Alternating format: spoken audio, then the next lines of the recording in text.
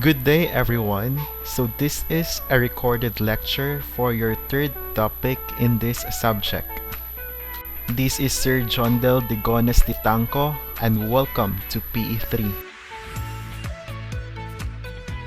The third topic, or also known as the third unit of our subject, is all about the introduction to dance. We have the following objectives for this lecture. The first one is we are going to learn the meaning of dance. Second, we are going to learn the different benefits that we can get from dancing. And the last one is to learn the different types of dance. Dance is a language and it is found in all human societies.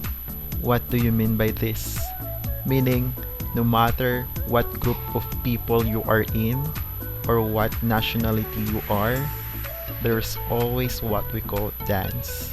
And it is considered to be a language because through dancing, we can communicate and we can convey messages and we can send the ideas that you want to share to others. The second one is dance has a power to communicate, a power to express, and a power to inspire. We have the word power to inspire. What do you mean by that? Because through dance, we can rally people, we can inspire people with our movements, we can make them happy, we can make them motivated. And that is the reason why a lot of people are fond of watching dances or dance presentations. And at the same time, if you have this idea or let's say opinion towards a specific issue, sometimes dancers use dance as a medium of expressing their opinion towards a specific issue. And at the same time, power to inspire. What do you mean by that? A lot of dancers influence some of the lives of individuals or group of people because of their talent in dancing. Dance is a classic art. What do you mean by the word classic? Classic is something that already existed in history, but at the same time, up to this date, a lot of people involving themselves in this form of art. That is the reason why dance is considered as a classic art. Dance is a medium of cultural fusion. What do you mean by that? If we try to look back to the history of our country, we are colonized by different group of people. And it gives a lot of impact. It gives us way to adopt some of their culture, and one of this is their culture in terms of dance.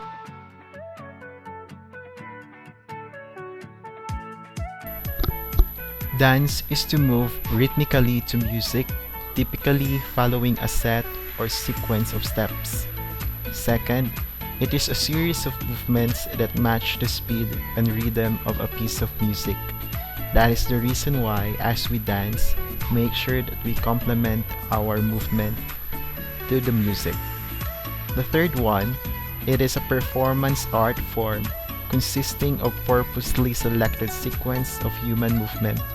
This movement has aesthetic and symbolic value.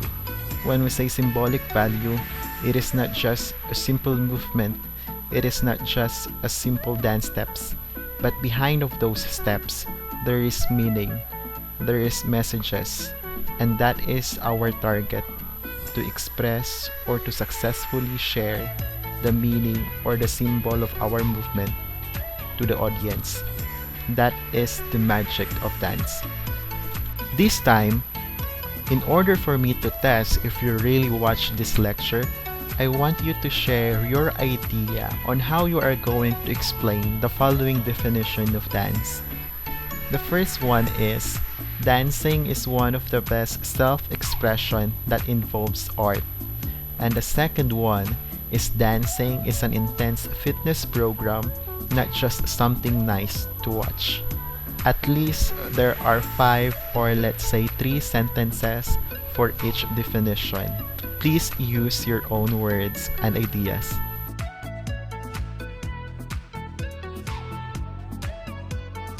We have the following benefits of dancing. The first one is fitness. Second, joy and satisfaction. Next, grace and coordination. 4, self-expression. And the last one, relieve stress. For the first benefit, we have fitness. Dancing is one of the versatile and satisfying recreation or a form of exercise to develop fitness.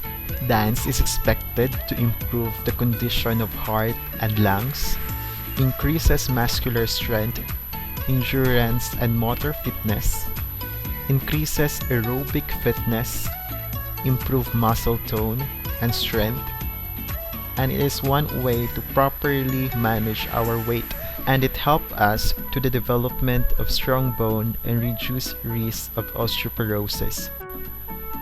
The second one is joy and satisfaction.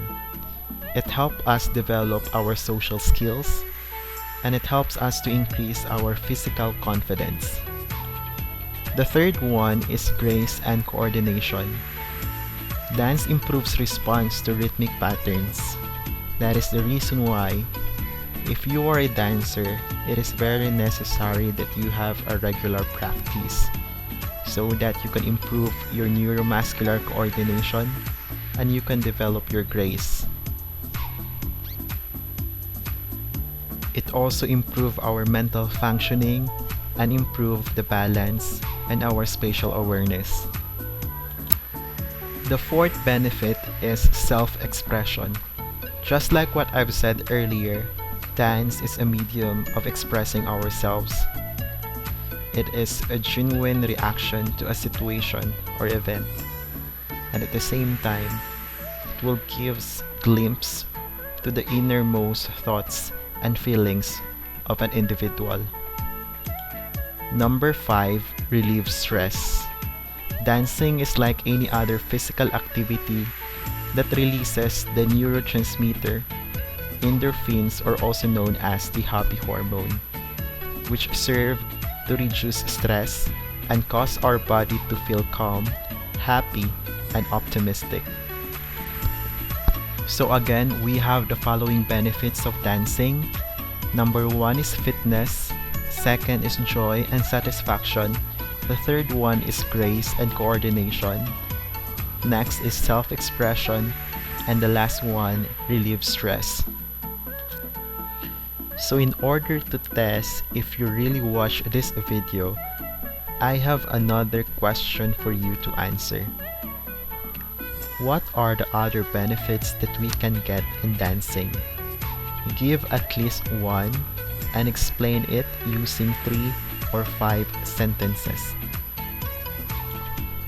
So this is the first part of our Unit 3. The next part will be the different types and definitions of dances. And please pass your answers to the following questions that I mentioned earlier. Pass it on your canvas using text entry. Thank you, God bless, and keep safe everyone.